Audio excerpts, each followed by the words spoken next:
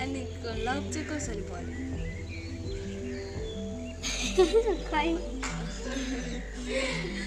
फोनबाट हजुर कन्ट्याक्ट भएर लभ पर्यो होइन र हजुर अनि बिहे गर्यो भागेर आयो उताबाट हजुर अनि के भयो त्यो हालेर आएपछि भागेर आएपछि बाबा र दाइ लिन है मैले चौकी लियो बाल विवाह लाउँछौँ भने मैले केटा राम्रोसँगलाई पालिएको छ बाल विवाह नलगाऊ भने अनि कागज बनाउँछु भने मैले नभनौँ भनेर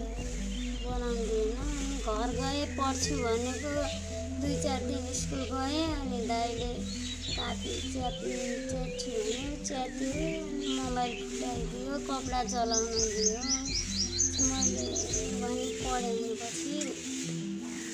पछि पनि जा एकुरै आज जा भोलि जा पर्सि जा हुने पछि पहिला छ भन्दा बोले जा भन्थ्यो अनि त्यो पछि अब घरमा टर्चर दिनु थालेपछि तिमी फेरि हिँड्यो हजुर अनि तिमी यहाँ आयो नगाली गरेपछि पढ्ने ठाउँले थिएन गाली गरे जा हुने यो लग्दैन यताउति भनेर कागज बनाउँछु अरे मैले यो मलाई लगिहाल्छ त्यस्तो नराम्रो मान्छे छैन भनेर बनाइदिएँ पछि घर गयो घरबाट फेरि टर्चर भयो अनि फेरि आयो अनि त्यो पछि यहाँबाट अनि घर गयो बुढाको घर गयो हजुर अनि बुढाको घरमा चाहिँ कस्तो के भयो अरू त सब राम्रै थियो ससुरले रक्सी खाएर गाली गर्थ्यो तेरो बुढोसँग गइजा भन्थ्यो सधैँ अनि म आइहालेँ काम गर्नु पर्थ्यो हजुर काम सबै गर्थेँ काम गरे नि कहिले सुख दिने गाली गरे परे अनि जुन पेट बोक्दाखेरि अनि खानेकुराहरू कस्तो भयो खानेकुराहरू अनि कसरी डेलिभरी कसरी भएको नर्मल भएको कि अनि घर गराउन जान्थ्यो कि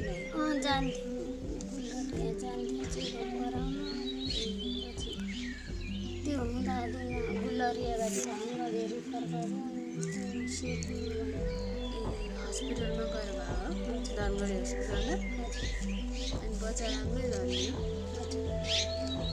अनि त्यसपछि बच्चा जन्मिएपछि पनि घरमा कस्तो भयो स्थिति पहिला त्यो नहुनुभन्दा पहिला गाली होइन त्यो भएपछि अब त्यहीलाई समात्नु काम कतिखेर पहिला के भन्दा पछि चाहिँ काम गरेन भनेर घरमा टर्चर दिन थाल्यो अनि त्यो पछि तिमी यहाँ आयो भन्नु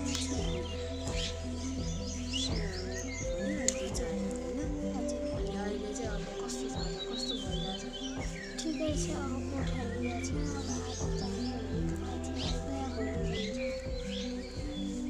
बच्चा के छोरा कि छोरी कति केजीको थियो 3 केजी 3 केजीको थियो यत्रो सानो मान्छे 3 केजीको बच्चा भएको